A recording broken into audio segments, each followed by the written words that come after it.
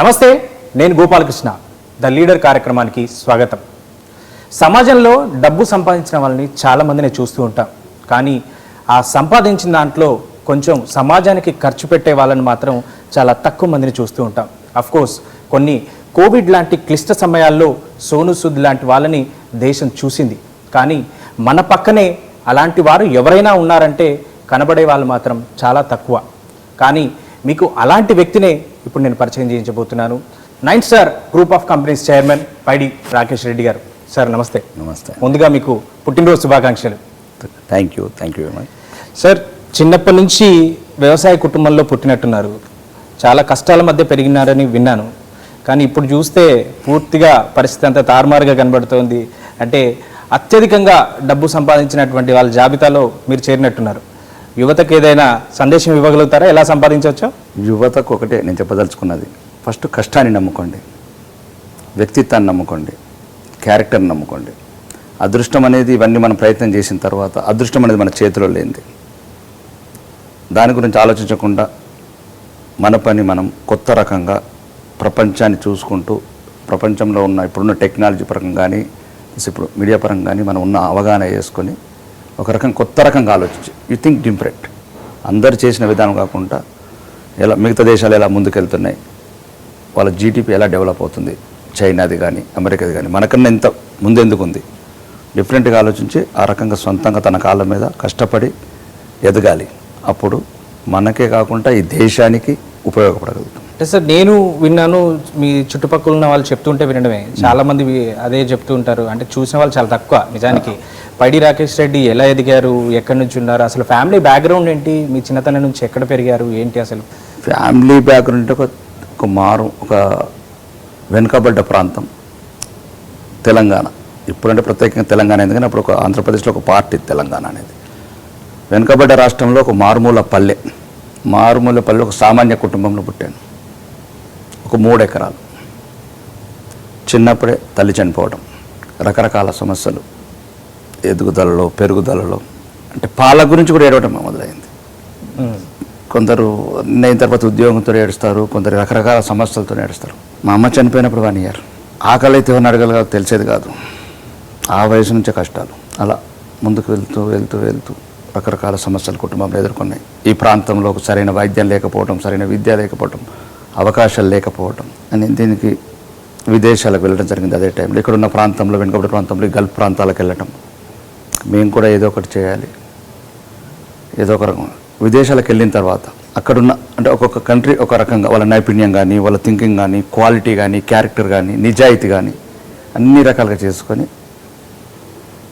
మళ్ళీ ఇండియా రావటము, దానికి సంబంధించిన వ్యక్తులతో పరిచయాలు చేసుకుని విదేశాల్లో కంపెనీస్తో అగ్రిమెంట్ చేసుకోవటము, ఇక్కడ మ్యానుఫ్యాక్చరింగ్ యూనిట్స్ ఎస్టాబ్లిష్ చేయటము, మళ్ళీ మార్కెటింగ్కి వెళ్ళటము, ప్రపంచం నలువైపులా అంటే ప్రపంచం చూసేవాడిని, వరల్డ్ మ్యాప్ పెట్టుకొని ముందు చూసేవాడిని.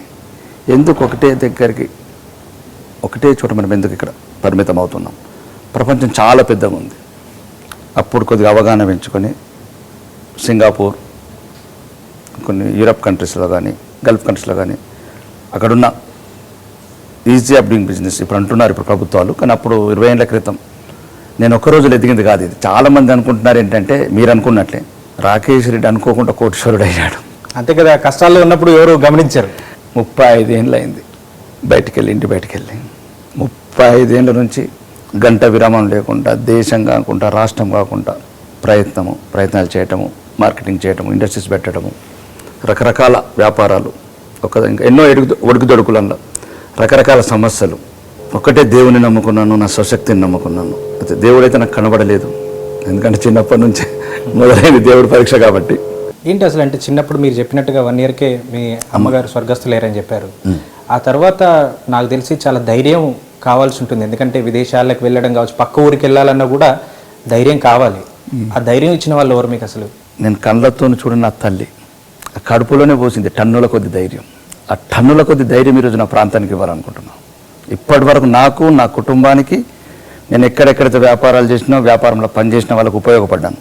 నాకున్న వ్యాపార సామ్రాజ్యంలో ఇప్పటికే ఇండస్ట్రీస్ సుమారు ఇక్కడ ఈ ప్రాంతంలో 500 ఉద్యోగాలు చేశాము. ఇండస్ట్రీస్ ఇప్పుడు నా కూతురు చూసుకుంటుంది. ఇంకా నా ప్రాంతంలో ఏ రకంగా ఉపయోగపడగలుగుతాయి ఈ ప్రాంతానికి. మీ అమ్మ కడుపులో ఉన్నప్పుడే ధైర్యాన్ని కూడగట్టుకున్నాను అంటున్నారు. నిజంగా అలాంటి పేదరికం నుంచి ఇంత పెద్ద సామ్రాజ్యాన్ని క్రియేట్ చేసుకువచ్చారు. నిజంగా చాలా గ్రేట్ అని చెప్పొచ్చు. ఎంతమందికి ఉద్యోగ అవకాశాలు కల్పించారు ఇప్పటిదాకా? అంటే చాలా సామాజిక సేవ చేస్తున్నట్టున్నారు. కాన్సెప్ట్ ఏంటి అంటే ఎలా ఉద్యోగాలైనా లేదంటే చదివించడం అది కూడా చేస్తున్నారా పిల్లల్ని? ఇక్కడ ఉద్యోగాలు సుమారు ఒక 2,000 మా కంపెనీస్లో కానీ ఇంకో ప్రత్యక్షంగా 2,000, పరోక్షంగా ఒక 10,000 మంది.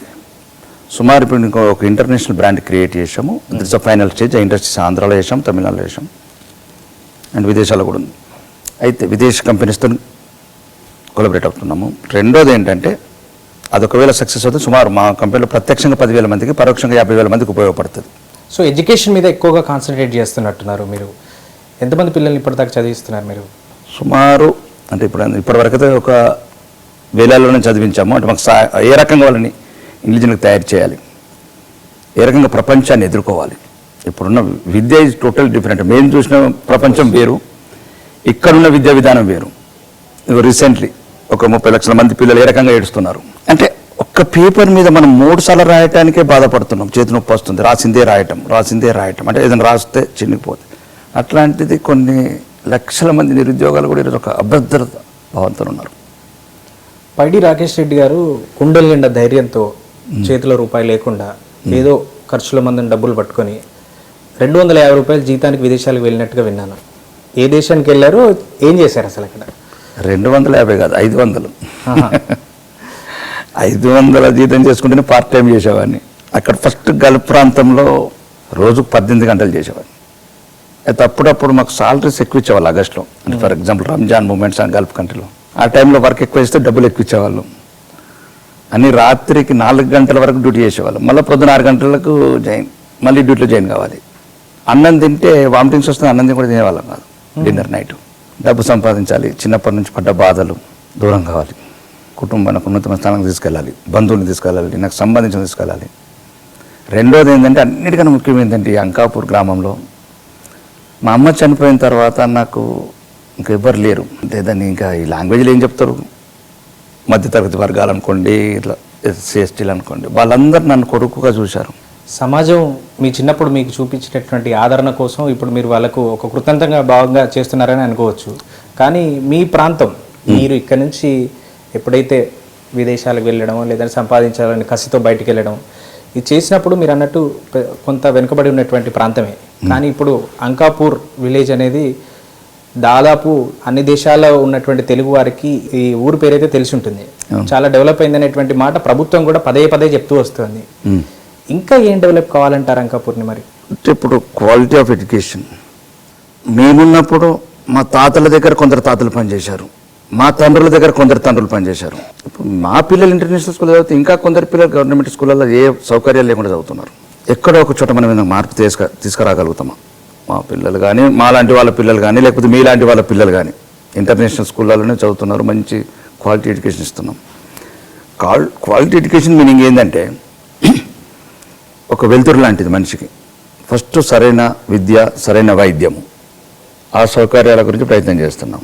జన్మభూమి ట్రస్ట్ పేరుతో కొన్ని సేవా కార్యక్రమాలు కూడా ప్రారంభించాలనుకుంటున్నారని విన్నాను. అసలు ఏంటి కాన్సెప్ట్ ఏముంటుంది జన్మభూమి ట్రస్ట్? జన్మభూమి ఇప్పుడు కాదు, ఒక 10 సంవత్సరాల నుంచి నా మనసులో తెలుస్తున్నది. అది అంటే కొత్త రకంగా మనం చేస్తే ఇప్పటికే చాలా సేవా కార్యక్రమాలు అది వ్యక్తిగతంగా అంటే అందరిని కలుపుకొని పోవాలి. ఓకే. రాకేష్ రెడ్డి ఫౌండేషన్, సర్వజన మా ట్రస్టులు ఉన్నాయి. రెండోది ఇప్పుడు హైదరాబాద్లో కూడా ఒకటి 1 రూపీకి కార్పొరేట్ వైద్యం అనేది నెక్స్ట్ వీక్ అట్లా స్టార్ట్ అవుతుంది. అది ఆల్రెడీ మాకున్న బిల్డింగ్ని కూడా ట్రస్ట్ ఫ్రీగా పెట్టడం జరిగింది. 10 కోట్ల విలువైంది. పేదవాడు భయపడుతున్నాడు హాస్పిటల్కి వెళ్ళాలంటే. దాన్ని కందార చూసాను ఈ కోవిడ్ టైంలో. ఒకసారి మాలాంటి వాళ్ళు కూడా భయం పడుతున్నది, ఎవరికైనా రికమెండ్ చేద్దామంటే ఏ హాస్పిటల్కి పంపాలి అంటే. అంటే సమాజంలో వచ్చిన మార్పులు ఇవి, అంతే కదా. వాళ్ళని తప్పు పట్టలేము, మనము ఏదో ఒకటి చేయాలి అని వేరే వాళ్ళతో ఒక ఇన్స్పిరేషన్ పొంది కన్సల్టెంట్ కానీ, ఇంకా రకరకాల టెస్టులు కానీ, ఇవన్నీ మామూలు. ఉదాహరణకు ఒక పేదవాడికి 3,000 అయ్యేది 100 రూపాయలలో, అంటే ₹1 కన్సల్టెంట్, అక్కడ ఒక సేవ్ చేసిన. మొత్తానికి ధైర్యం. రాకేష్ రెడ్డి ఫౌండేషన్ ఉంది ఏమన్నా అవుతే వైద్యానికి. సో ఇది మీ ప్రాంత వాసులకేనా లేదంటే మీ దగ్గరకు వచ్చేవారు ఎవరైనా ఉపయోగించారు? లేదు, ఇప్పుడు హైదరాబాద్లో ఫస్ట్ చేసిన ఏంటంటే క్యాపిటల్ ఆఫ్ తెలంగాణ. ఓకే. ఇప్పుడు రెండోది ఏంటంటే విస్తృతంగా ఫస్ట్ ఇప్పుడు ఆర్మూరు, నిజామాబాద్ ప్రాంతంలో 2, మూడోది ఒకటి తిరుపతి. నాకు ఎందుకంటే ఇక కొన్ని రాష్ట్రాలు సరిహద్దులని లేవు. అసలు ఏంటి మీరు అంటే మొదట ఏ బిజినెస్ స్టార్ట్ చేశారు? ఎందుకు ఇది అడుగుతున్నానంటే ఎన్నో సినిమాలు వచ్చాయి, హీరోలు ఎలివేట్ చేస్తూ చూపించారు. లైక్ మొన్న వచ్చినటువంటి కన్నడ సినిమా లాంటి ఎలివేషన్ ఉంది, కానీ నిజ జీవితంలో మీలాంటి వాళ్ళని చూడడం చాలా అరుదు. ఇప్పుడు ఫర్ ఎగ్జాంపుల్ దుబాయ్ ఉంది అండ్ సింగపూర్ ఉంది. ఆ టైంలో పాపులేషన్ వచ్చి 40 lakhs 30 lakhs సింగపూర్. దుబాయ్లో ఉంది, హాంకాంగ్ ఉంది. ఏంటి ఇలా సక్సెస్? మంత్రులు లేరు, కటౌట్ లేవు, ప్రచారం లేదు, అబద్ధాలు లేవు, అసత్యాలు లేవు. ఏంటి ఇలా డెవలప్మెంట్? ఒక సింగపూర్ అంటే ఇంత చిన్న కంట్రీ, ప్రపంచంలో 100-200 కంట్రీలలో సింగపూర్ హైలైట్ ఎందుకు అయింది? అక్కడున్న కొన్ని బింగ్స్ అంటే ఆ బిజినెస్ వ్యాపారం చేసే వ్యక్తులని వాళ్ళతో కలవటము, నిజాయితీని ఎలా చేయొచ్చు, ఒక లాజిక్ స్కిల్స్కి ఎలా చేయొచ్చు. ఫర్ ఎగ్జాంపుల్ దుబాయ్ ఉంది. దుబాయ్ అంటే ఏం లేదు పెట్టుబడి, ఓన్లీ ఒక పోర్ట్ ఉంది, జబల్ అనేది. డీపెస్ట్ పోర్ట్లో ఏ రకంగా ఉపయోగించుకోవచ్చు ప్రపంచానికి ఇప్పుడు లాజిస్టిక్గా చేశారు. అంటే ఒక చిన్న చిన్న ఐడియాస్ కంట్రీలే ఆ రకంగా అయిపోయినాయి. మనమే చదువుకుంటున్నాం బుర్జు ఖలీఫాలు, ఈ ఖలీఫాలు, ఆ ఖలీఫాలు అని. ఆ ఇన్స్పిరేషన్ పొంది లాజిక్గా ఈ ఇంటర్నేషనల్ ట్రేడింగ్ చేయటం. మీరు అన్నట్టుగా చాలా మంది గ్రామీణులు కాదు, పట్టణాల్లో ఉన్న వాళ్ళకి కూడా, యువకులకి అంటే గ్లోబల్గా ఎలా వాడుకోవచ్చు, మనం ఎలా ఇంకా డబ్బు సంపాదించేటువంటి విధానాలు, అంటే ఒక సక్రమ మార్గంలో వ్యాపారం చేసి చాలా అద్భుతంగా డబ్బు సంపాదించవచ్చు అనేటువంటి ఆలోచన, గ్లోబల్గా వాడుకోవాలనే ఆలోచన కానీ, ఆ స్కిల్ కానీ, కొంత వాళ్ళకి ఎక్స్పీరియన్స్ అదంతా రావడానికి కూడా టైం పడుతుంది. కానీ ఇలాంటి స్కిల్స్ని డెవలప్ చేసేటువంటి అవకాశం మీ ద్వారా ఏమైనా ఉంటుందా యువకులకి? తప్పక. బిజినెస్ స్కిల్స్ తప్పక. ఇప్పుడు జన్మభూమి ట్రస్ట్లో కూడా రకరకాల ఒక 5 కాన్సెప్ట్ తీసుకున్నాం. అది తర్వాత సమాజానికి ఉపయోగపడుతుంది. ట్రైనింగ్ ఇవ్వడం. నాకు ఇప్పటికి కూడా మా దగ్గరకు వస్తారంటే తక్కువ చదువు చదివి ఒక మారుమూల పల్లె నుంచి వెళ్ళిన తర్వాత ఎంత పెద్ద అంటే మీలాంటి ఫేమస్ జర్నలిస్ట్ అనుకోండి, లేకపోతే మీ పత్రిక యజమానులు అనుకోండి, లేకపోతే పద్మశ్రీ పొందిన కొన్ని పెద్ద పెద్ద వ్యక్తులు కూడా వాళ్ళ అబ్బాయిలను పంపిస్తారు నా దగ్గరికి. రాకేష్ గారు కొద్దిగా స్కిల్స్ చెప్పండి. అలాగే సార్, మీకు అమ్మించినటువంటి ధైర్యంతో పాటు ఖచ్చితంగా జీవితంలో ఎదగాలంటే సతీమణి సహకారం ఉండాలి, పిల్లల సపోర్ట్ కూడా ఉండాలి.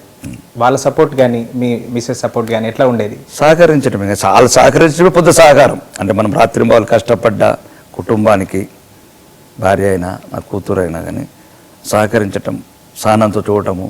ఎన్నోసార్లు రాత్రి అనుకుంటా పగలనుకుంటా, ఒకరోజు మార్నింగ్ లండన్లో టిఫిన్ చేస్తే నైట్ దుబాయ్లో లంచ్ టైంలో కొన్ని సందర్భాలు ఉంటాయి. శివరాత్రులు, ఇంకా మన పండగలు, పబ్బాలు, లేకపోతే మంచి కార్యక్రమాలు మిస్ అవుతూ ఉంటారు పిల్లలు. ఇంకా మిస్ అయిపోయినాం మేము. మా పుట్టుకే ఒక అర్థం లేక పుట్టాము, కానీ అర్థం ఉండేట్టు చేయాలి సమాజానికి. సార్, ముఖ్యంగా ఇంట్లో దేవుళ్ళతో పాటుగా ఎక్కువగా నాకు క్రాఫ్ట్స్ ఎక్కువగా కనబడుతున్నాయి. ఏమైనా ప్రత్యేకమైన ఇంట్రెస్ట్ ఏమైనా ఉందా మీకు? అలా అని లేదండి. ఇప్పుడు నేను లండన్ వెళ్ళినప్పుడు రాయల్ యాక్షన్, అలా కొన్ని విదేశాలలో చూసాము. ఒక ఎక్స్క్లూజివ్, అపురూపమైన, అరుదైన కొన్ని వస్తువులు కోట్లల్లో పలకడం చూశాను.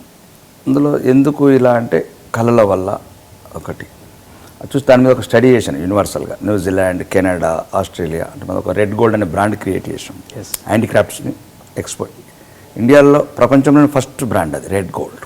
సో ఇంత మంచి క్రాఫ్ట్స్ చాలా అందంగా ఉన్నటువంటి మీ ఇంట్లో ఇంకొక ఆధ్యాత్మిక వాతావరణం కనబడుతుంది. అఫ్కోర్స్ మీ పుట్టినరోజు ఏమో అనుకున్నాను, కాకపోతే పక్కనే దేవాలయాల్లాగా ఏదో నిర్మాణాలు చేస్తున్నారు. ఏంటి అసలు కాన్సెప్ట్ సార్ అది? ఈరోజు మీ ముందు కూర్చుండి ఇంటర్వ్యూ ఇస్తున్నానంటే అదే ఆధారం, మూలాధారం. ఎప్పుడైతే అమ్మ చనిపోయిందో ఆ టైంలో, ఎవ్వరు లేని టైంలో, చదువురాని అమ్మమ్మ, ఎక్కువ లోకజ్ఞానం లేని తాతయ్య, వాళ్ళకి తోచింది పెట్టి ఏదో ఒక రకంగా మరీ అనాథలాగా వదిలేయకుండా ఒక రకంగా ఒక 16 సంవత్సరాల వచ్చే వరకు పెంచారు. ఈరోజు ఈ స్థాయిలో ఉండి ఇట్లాంటి ఆలోచనలు కూడా, అంటే ఆలోచనలు రావడానికి కూడా వాళ్ళ పెంపకం కూడా కారణమై ఉండొచ్చు. అంటే కొంత దుర్మార్గుల చేతులు పెరుగుతూ దుర్మార్గంగా తయారవుతాం, కానీ కొంత మంచి వాళ్ళ చేతులు పెరిగింది కాబట్టి ఈరోజు మంచి ఆలోచనలు వస్తున్నాయి. నేను ఉన్న పరిస్థితికి, ఉన్న స్థితికి ప్రతిదానికి వాళ్ళే కారణం. అట్లాగే చాలా సంవత్సరాలు విదేశాలకు వెళ్ళినట్టున్నారు, వచ్చారు. కానీ అదేంటో మరి బయట చూస్తే అందరూ మిమ్మల్ని ఆప్యాయతగా పిలుస్తున్నారు. నాకు తెలిసి అన్ని సామాజిక వర్గాలు ఉన్నట్టున్నారు. అమ్మమ్మ, తాత, మామయ్య, బాబాయ్, ఇలా అన్నీ వాళ్ళు పిలుస్తున్నారు, వీళ్ళు పిలుస్తున్నారు. ఆప్యాయత కంటిన్యూ అవుతూ వస్తుందా ఇన్నేళ్ళైనా? ఇంకా ఎక్కువ. చాలామంది ఇంకా జ్ఞాపకం పెట్టుకున్నామని అంటున్నారు మా ఊర్లో. అసలు మర్చిపోతే కదా అని నేను అన్నాను. నిన్నెవరో ఒక 30 ఏళ్ళ తర్వాత వచ్చిండ్రు, ఎలా ఉన్నారు ఆసన్న అంటే ఆసన్న మామ ఎలా ఉండేవాడు అంటే 30 ఏళ్ళ తర్వాత వాళ్ళ కుటుంబం పేరు చెప్తే కూడా వాళ్ళు షాకి తింటున్నారు. మీరు ఇంకా మర్చిపోలేదన్న అంటున్నారు. మనం ఎట్లా గుర్తుపట్టుకున్నారు అంటున్నారు. ప్రతి కుటుంబం అంటే నా ఓన్ కుటుంబం కన్నా ఎక్కువ చాలా మెమరీస్ ఉన్నాయి వాళ్ళతో. రైట్ సార్, 5 రూపాయల డాక్టర్ గురించి విన్నాం, 10 రూపాయలకు ప్రిస్క్రిప్షన్ రాసేటువంటి డాక్టర్లను కూడా చూశాను నేను. కానీ రూపాయికే కార్పొరేట్ వైద్యం రాకేష్ రెడ్డి అందిస్తున్నారు అని అంటున్నారు. అసలు ఆ కాన్సెప్ట్ ఏంటి? రూపాయికే కార్పొరేట్ వైద్యం అంటే ఏ విధంగా అందించబోతున్నారు? అంటే ఇప్పుడు ఈ సమాజంలో కానీ మన ప్రాంతాల్లో కానీ రకరకాల ఈ హెల్త్కి సంబంధించి కానీ ఈ వైద్యానికి సంబంధించి రకరకాల సమస్యలు వింటున్నాం. కొందరు చెప్పటం, అయ్యా మొన్న పోతే ఉన్నది అయిపోయింది, డాక్టర్ దగ్గరికి పోతే, ల్యాబ్కి పోతే రకరకాల పరీక్షలు. ఆస్తులు అమ్ముకున్న వాళ్ళు ఉన్నారు. ఆస్తులు అమ్ముకునే ముందు అమ్ముకుంటామేమో భయం ఎక్కువ చాలామందికి అయింది. అవును, అమ్ముకునే కన్నా అమ్ముకుంటామేమో అంటే రకరకాల సమస్యలు అంటాం. చివరికి ఒక పరీక్ష కొద్దిగా అవసరం పడుతుంది, చిన్న ఒక ప్రైమరీస్లో రెండు టెస్టులు అవసరం పడితే 22 టెస్టులు రాయడం, రకరకాల భయాలు పెట్టడం. అంటే 90 సంవత్సరాల వచ్చే రోగం ఇప్పుడే వస్తుందని చెప్పడం. అంటే మామూలు ముందే మారుమూల ప్రాంతము, వెనుకబడ్డ రాష్ట్రము, అది కొందరు ఏదో అంటున్నారు గోల్డ్ సిల్వర్ డైమండ్ అది తెలియదు కానీ కానీ పేదవాడికి ఏదో ఒక రకంగా మనం సంతనం చేకూర్చాలి. అన్నిటికన్నా ముందు ధైర్యం ఇవ్వాలి.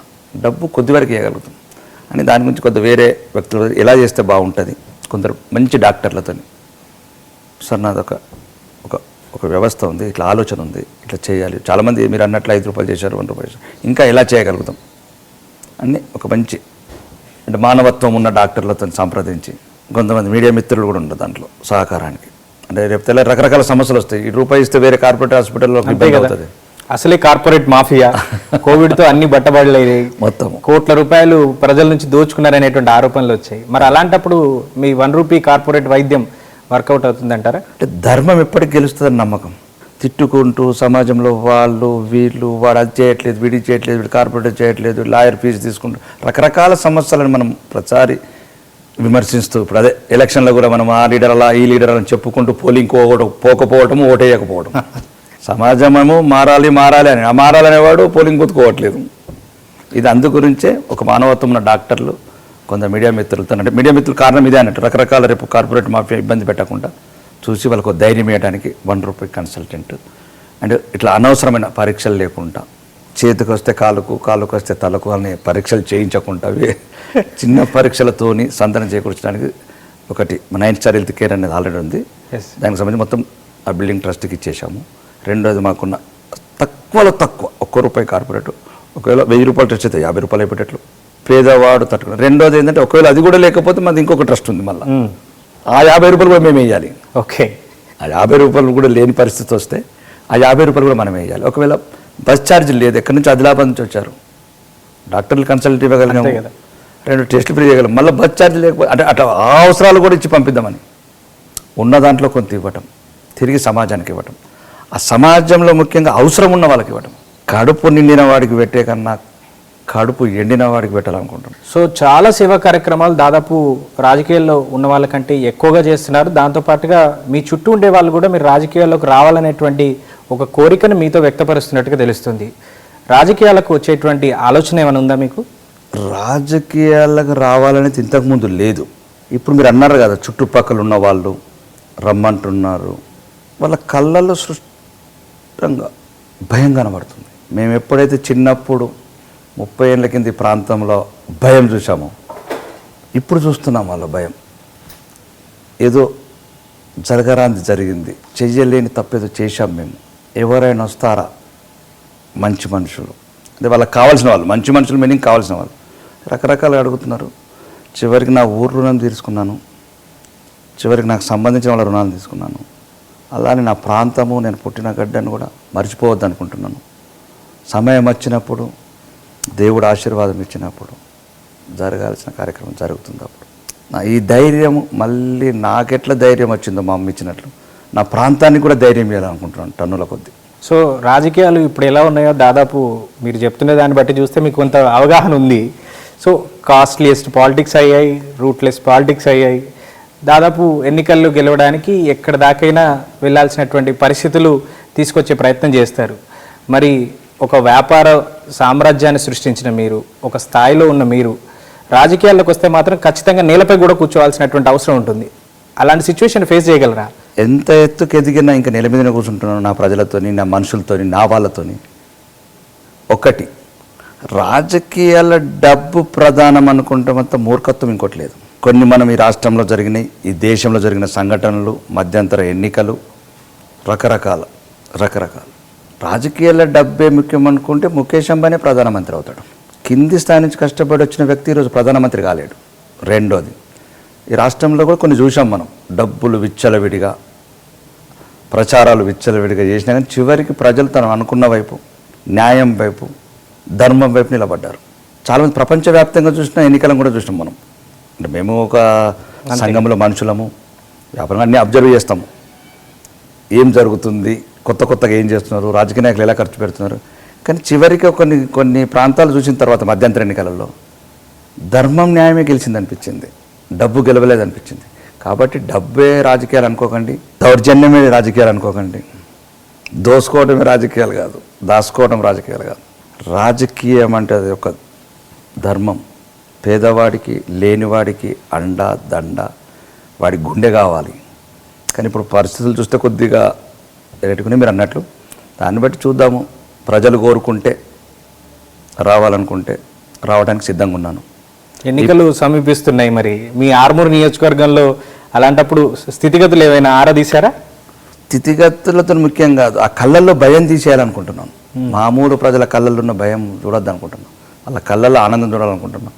నేనే రావాలని లేదు, ఆర్మూర్లో చాలా ప్రజలు రావటం జరుగుతుంది. రకరకాల ఆర్మూరు, నిజామాబాద్, జిల్లా వ్యాప్తంగా నాకు మిత్రులు ఉన్నారు, జిల్లా వ్యాప్తంగా సన్నిహితులు ఉన్నారు, నాతో మమేకమైన ప్రజలు ఉన్నారు 30 నుంచి. రకరకాలు చెప్తున్నారు. సమయం వచ్చినప్పుడు, సందర్భం వచ్చినప్పుడు ప్రజలు కోరుకుంటే తప్పక రాజకీయాల్లో వస్తాను. సో రాబోయే కాలంలో నిజామాబాద్ జిల్లాలో కొత్త లీడర్గా ఎస్టాబ్లిష్ అయ్యే అవకాశాలు ఉన్నాయి. ఇప్పటి వరకు జీవితంలో ఎట్లా ఆదర్శంగా ఉన్నానో, మా యువతకు అనుకోండి, మా ఉద్యోగులకు అనుకోండి, లేకపోతే నా వారసులకు అనుకోండి, రేపు రాజకీయాలకు వస్తే మాత్రం రోల్ మోడల్గా ఉంటాను. ఇట్లాంటి ఎమ్మెల్యేలు కూడా పుడతారా మళ్ళీ? అంటే ఎమ్మెల్యేలు అనుకోండి, ఎంపీలు అనుకోండి, ప్రజాప్రతినిధులు అనుకోండి. సో రాజకీయాల్లోకి ఎట్లాగో రావాలనుకుంటున్నారు కాబట్టి అసలు రాజకీయాల్లో మీరు ఇంతమంది నేతలను చూశారు, ఇన్ని దేశాలు తిరిగారు, మీ రోల్ మోడల్ ఎవరు అసలు?